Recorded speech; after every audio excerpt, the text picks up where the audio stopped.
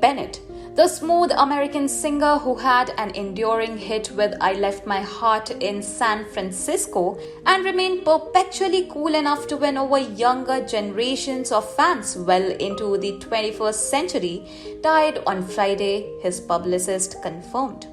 Bennett was 96 years old. He died at his home in New York City of age-related causes. Bennett went on to win 20 Grammy Awards, including a Lifetime Achievement Award. President Joe Biden on Friday said Bennett's life was legendary. He added, "Tony Bennett didn't just sing the classics, he himself was an American classic."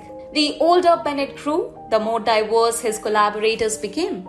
Bennett was in his late 80s when he recorded a 2014 album of duets with Lady Gaga and went on a world tour with her in 2015. The Empire State Building put up a light show in his honor. He also published a memo in 2016 titled "Just Getting Started." Bennett revealed in his early 2021 that he was diagnosed with Alzheimer's disease in 2016, but he kept recording after the diagnosis and later tweeted, "Life is a gift, even with Alzheimer's." Due to his illness, Bennett retired from performing after his concerts in New York's Radio City Music Hall on August 2021. Bennett's career was filled with highs and lows. He was in his late 50s in the late 1970s when he found himself facing a decaying marriage, a cocaine habit, and a $2 million tax debit and limited career prospects.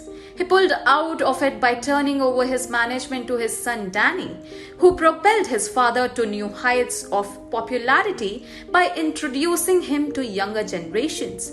Before that, Bennett had been one of the most popular singers of the 1950s, thanks to his discovery by comedian Bob Hope, until the rise of rock and roll undermined him. He rebounded from that by aiming at a more mature audience. Through it all, Bennett maintained a cool and tried to stay faithful to a material that he loved best. He always thought of himself as a jazz singer.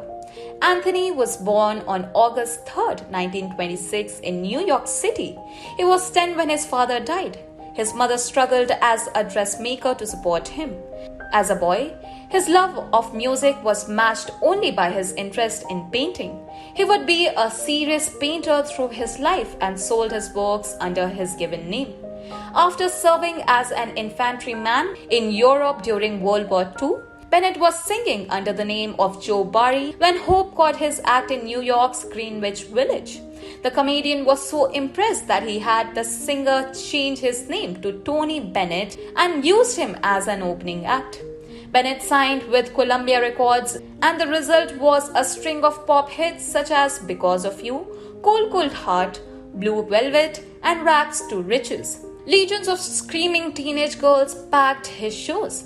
As the rock era began in the mid-1950s, Bennett moved away from pop songs towards jazz, making with this some of the top names in that genre. Subscribe to Oneindia channel and never miss an update.